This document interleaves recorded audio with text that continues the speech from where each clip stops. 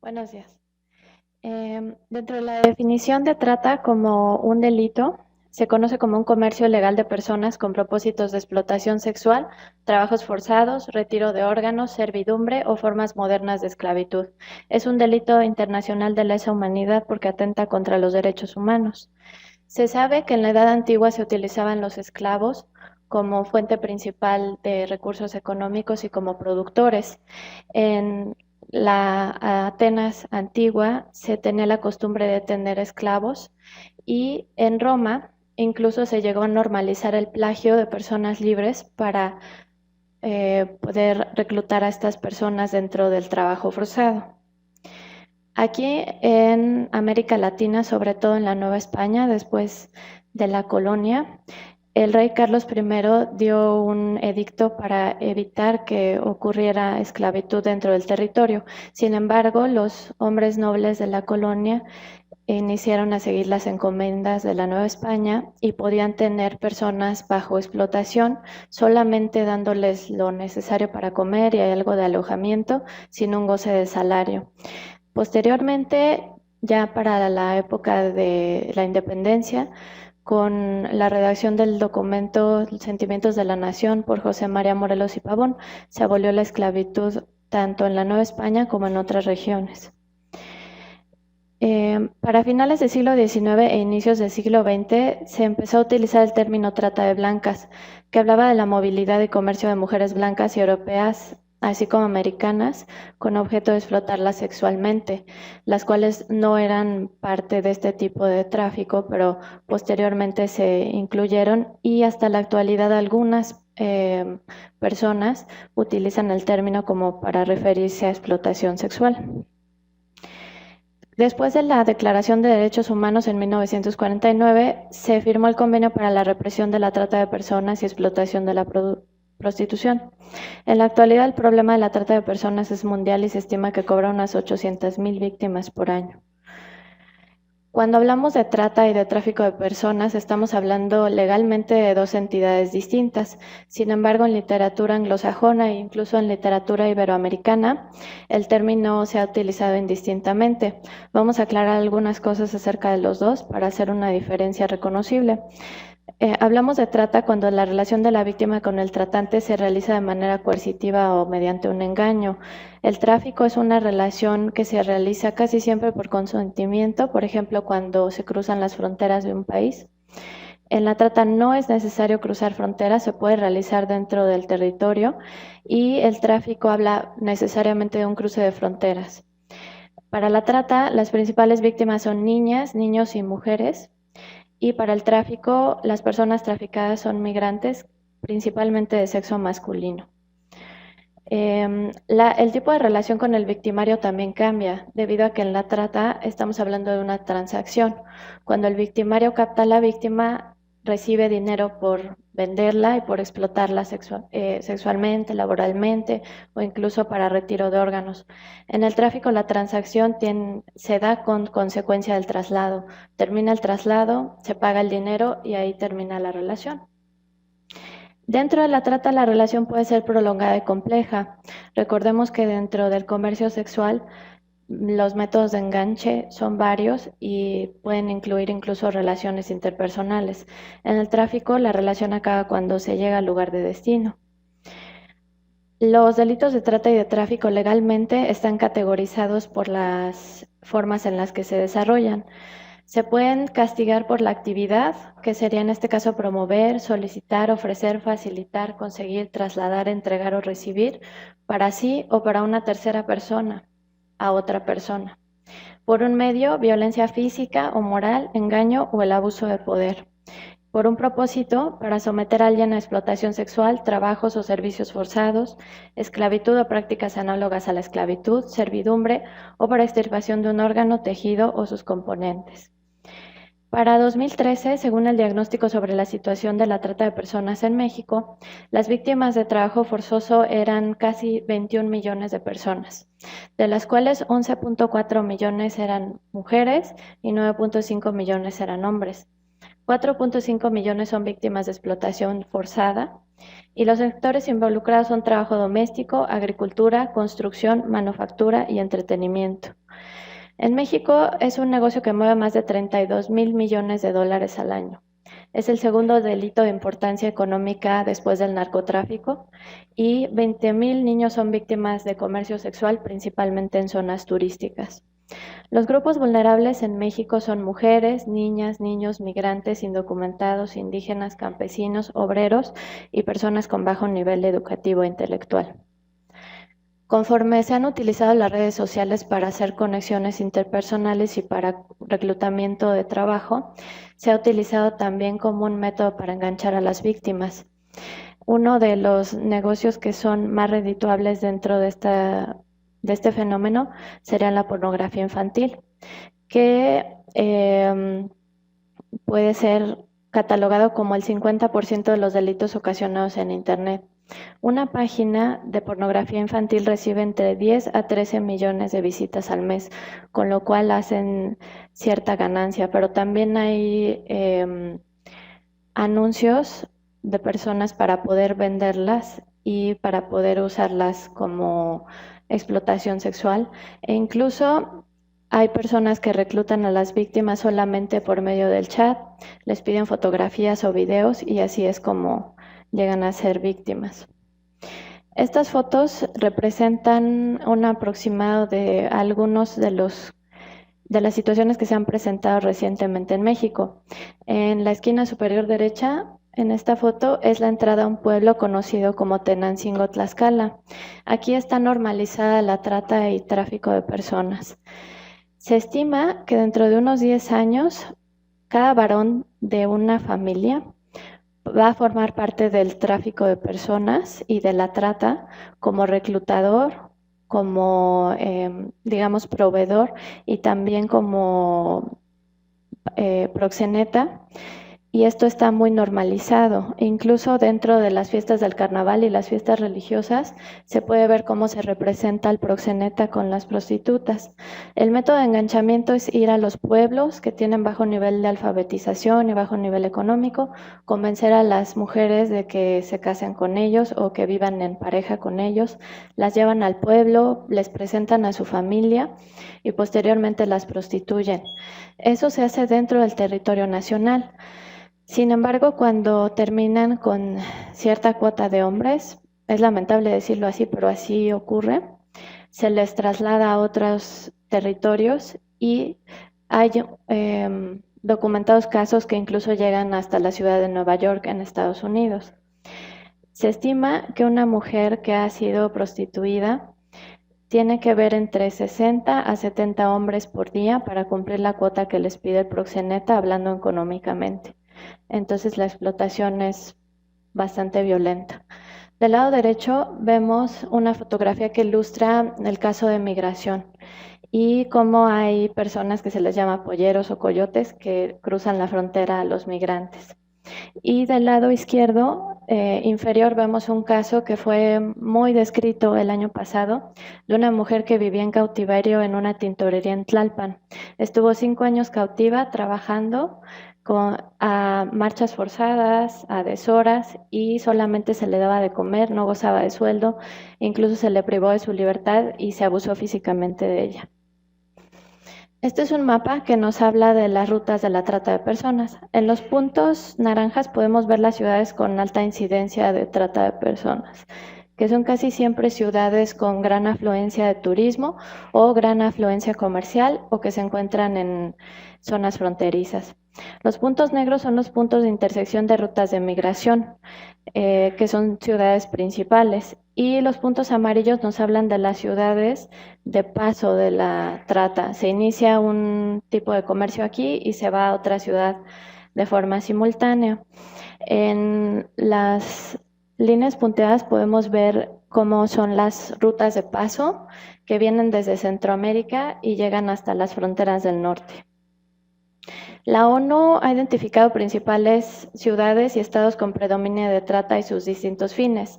En amarillo podemos ver los lugares donde se obliga a las víctimas a tener trabajos forzados, que son ciudades de importancia económica y ciudades que se encuentran con un bajo nivel educativo y socioeconómico, y lugares donde hay explotación por el narco, que son casi siempre plazas de cárteles que están aquí identificadas con rojo. Los puntos con negro son los principales puntos donde se realiza explotación sexual, que también identificamos que son ciudades con gran afluencia turística e incluso ciudades fronterizas. Esta es una gráfica de ordenación general de las entidades según posición e índice y habla de la vulnerabilidad que tienen sus pobladores para sufrir de trata. Se identificaron para el año 2009 5 principales estados, que son Chiapas, Michoacán, Zacatecas, Oaxaca y Guanajuato.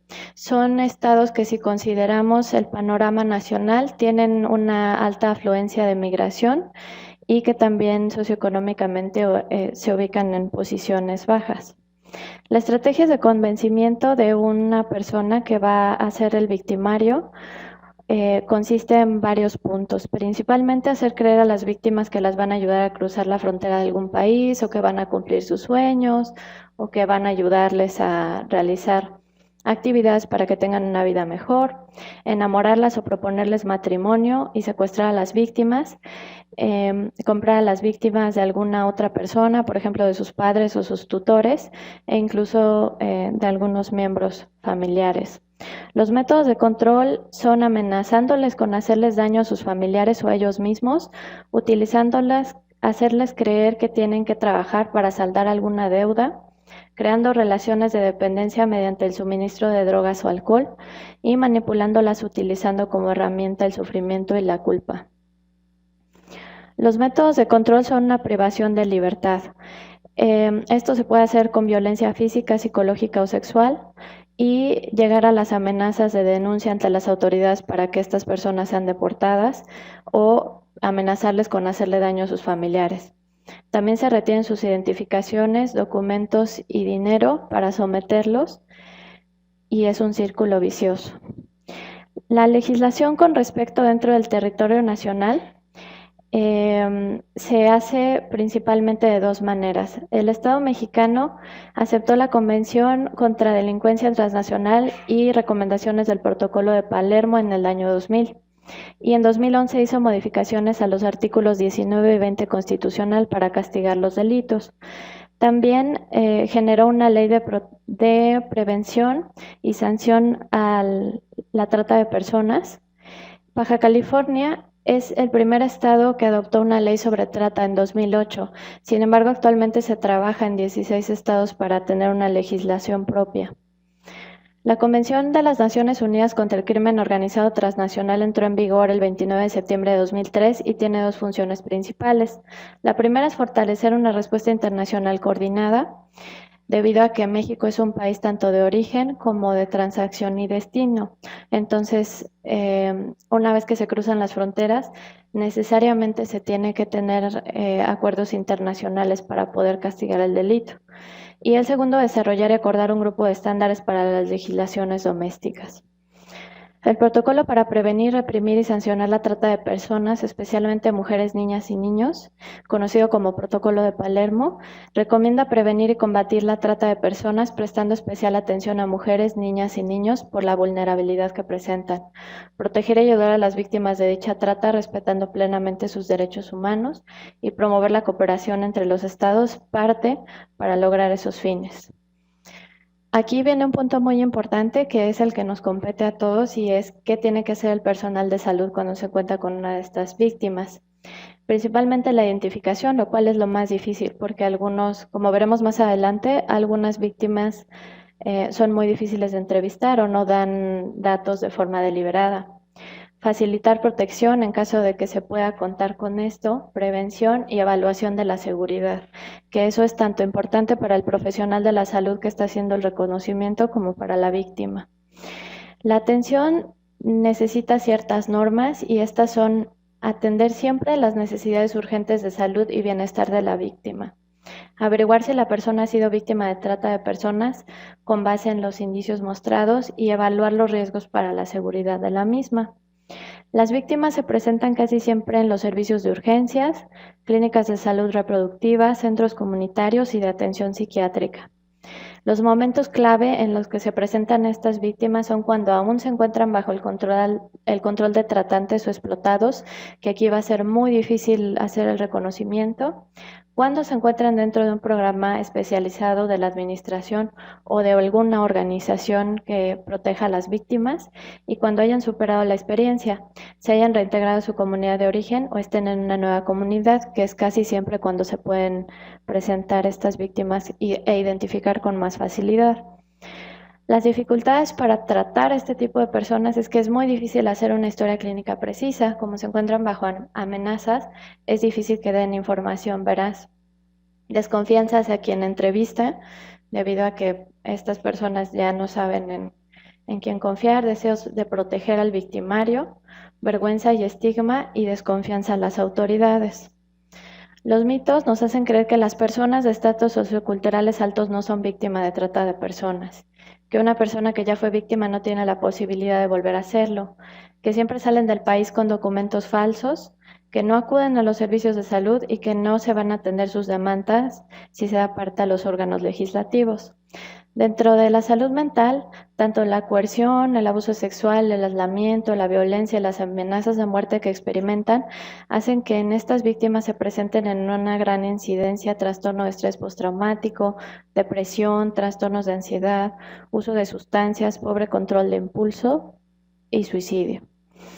Aquí encontré una revisión sistemática que no tiene tanto rigor epidemiológico debido a que los estudios que se han realizado han sido muy aislados, con una población muy limitada y además son los únicos estudios reportados como tal que tratan de identificar cuáles son los principales trastornos que presentan las víctimas. Entonces en la tabla vemos el año y el autor, el instrumento para medir la frecuencia por porcentaje y la frecuencia de estrés en controles solamente en uno de los estudios y también la razón de momios, el intervalo de confianza 95, que no se reportan en todos los estudios nuevamente. Entonces, para trastornos de ansiedad, vemos que se utilizaron el inventario de síntomas breves y la escala de checklist de síntomas de Hopkins y encontramos resultados dispares. Aquí el 48% de las víctimas lo presentaron, aquí el 87% y aquí el 97.7%, que puede estar influido por diversas formas de captación de la muestra.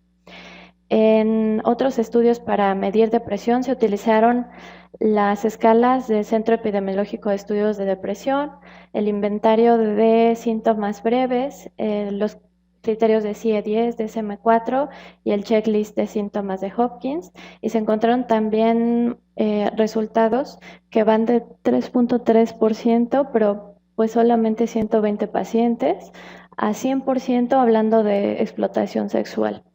Entonces son pues unas frecuencias bastante dispares, muy heterogéneas. En cuanto a trastorno de estrés postraumático, encontramos que se utilizaron la escala para civiles de TEPT, el cuestionario de trauma de Harvard, los criterios de CIE-10, las entrevistas estructuradas para trastorno de estrés postraumático basados en los trastornos mentales del manual estadístico y el checklist para civiles de trastorno de estrés postraumático.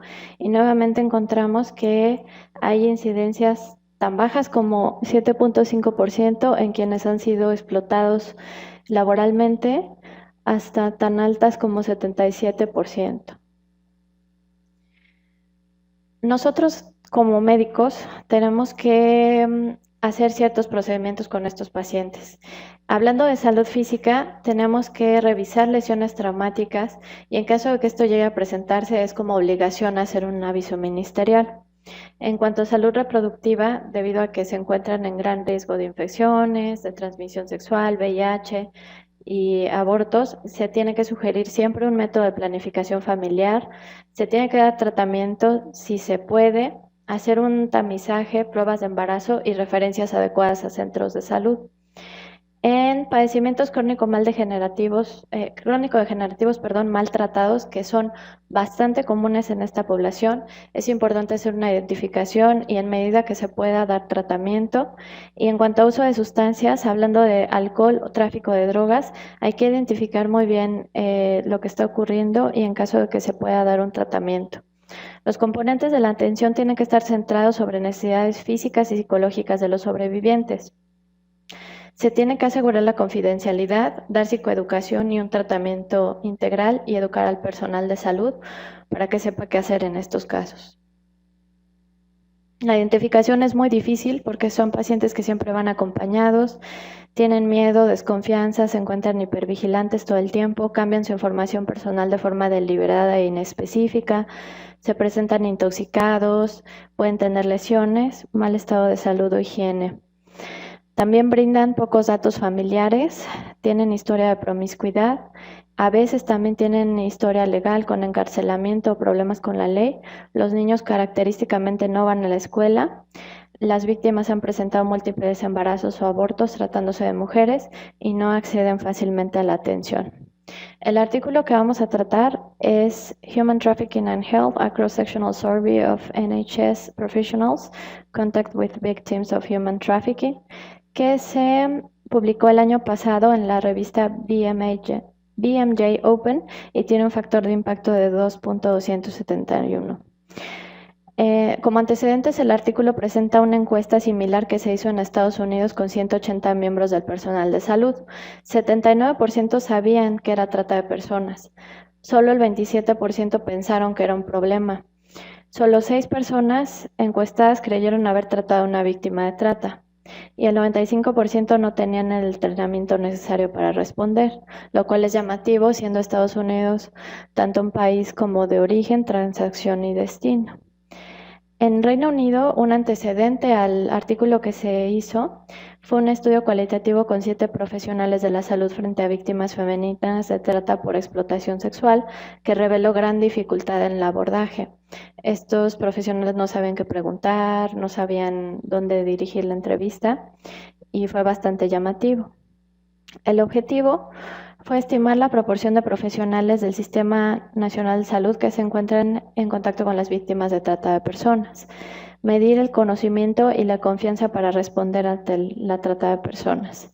El diseño fue un estudio observacional, analítico y transversal que se realizó en 10 demarcaciones de salud de Reino Unido pertenecientes al Sistema Nacional de Salud, donde la policía había reportado mayor incidencia de delitos. El instrumento que se utilizó fue la encuesta Project, que fue realizada por un panel de expertos que se dedicaban a ver este tipo de víctimas, y el piloto se realizó con personal de salud con una N de 7. Tenía 51 ítems que trataban de identificar antecedentes sobre el conocimiento de la trata, experiencia con respecto a la trata, percepción de conocimiento propio, conocimiento real, respuesta ante la trata e interés por tener un entrenamiento posterior sobre el manejo.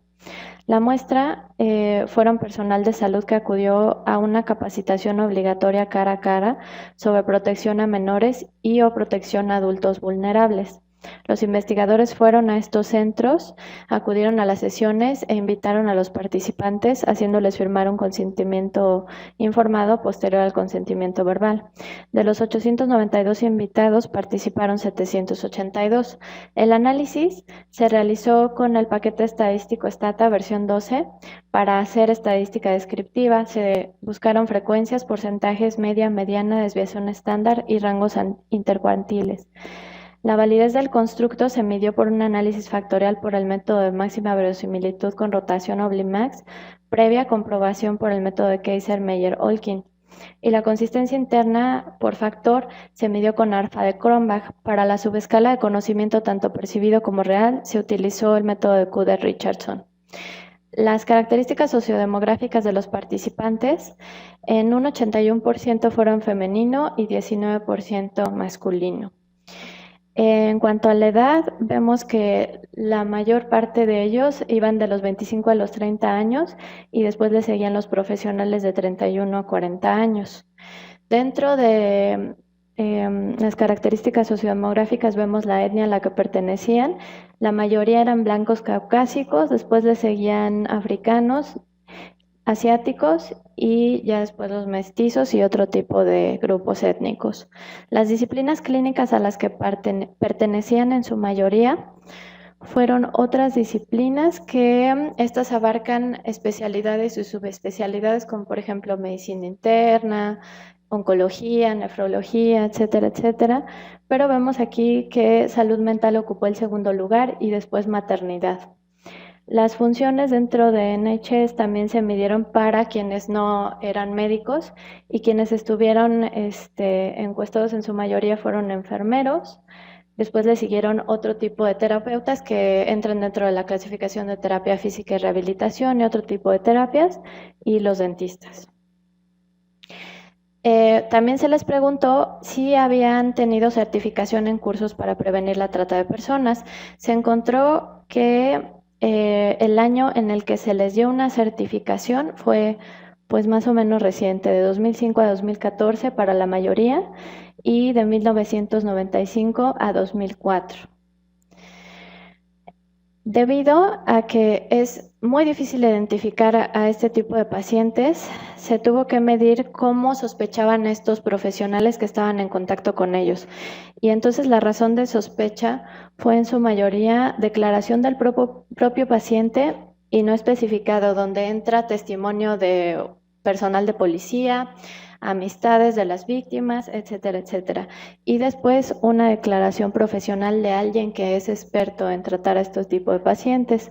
Otros métodos podrían ser, por ejemplo, declaración de otras personas o incluso cargos legales que hayan tenido que ver con esta situación. Dentro de las disciplinas clínicas que habían carecido de contacto previo, según lo percibían los profesionales de la salud, eran precisamente los que fueron más encuestados, los que habían tenido como formación especialidades y subespecialidades.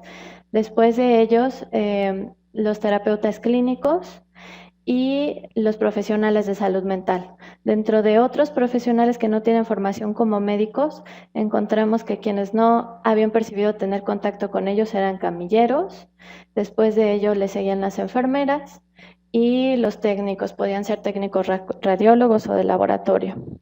El conocimiento real sobre trata de personas se midió con varios ítems y aquí es muy llamativo encontrar que la mayoría tenían respuestas correctas, pero dudaban mucho en conocer cómo era la distribución del delito dentro del territorio.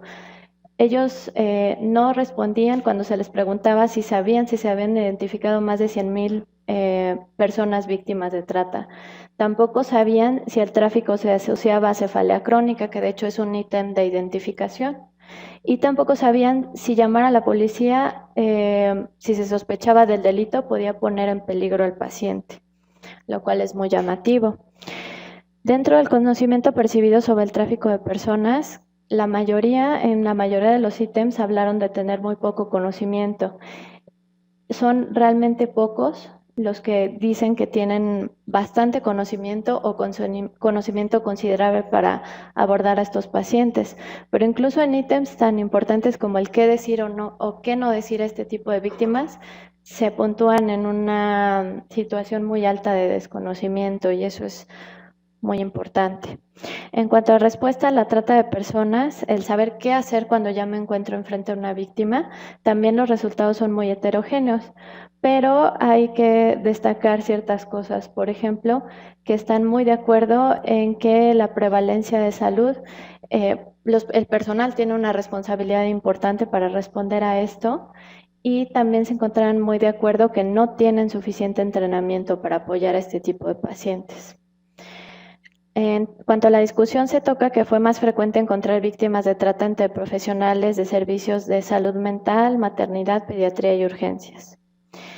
El personal de salud respondió que no creía que pudieran tener contacto con este tipo de pacientes, percibían no haber tenido suficiente entrenamiento, como lo vimos en las gráficas anteriores, percibían no haber tenido tanto contacto ni experiencia en la atención de víctimas de trata y no saben cómo referir a los pacientes. Las fortalezas del estudio fue que el cuestionario tuvo una buena consistencia interna, tuvo una adecuada correlación entre constructos teóricos, tuvo una adecuada discriminación de características entre profesionales con entrenamiento previo, fue multicéntrico, tuvo una alta tasa de respuesta. La muestra incluyó profesionales de diversas disciplinas y rangos, y los lugares de estudio se localizaron en áreas con mayor incidencia de casos reportados por la policía. Dentro de las limitaciones, acotaron que solo se evaluó personal del segundo nivel de atención. Las y los profesionales menos representados o representadas fueron los dentistas y los que trabajan en clínicas de aborto. El diseño no permite discriminar si el entrenamiento previo podría ser un factor importante, y las personas evaluadas probablemente no se presentan de forma típica a los servicios nacionales de salud. Concluyeron que las y los profesionales de la salud podrían ser un punto clave en detección de víctimas de trata de personas.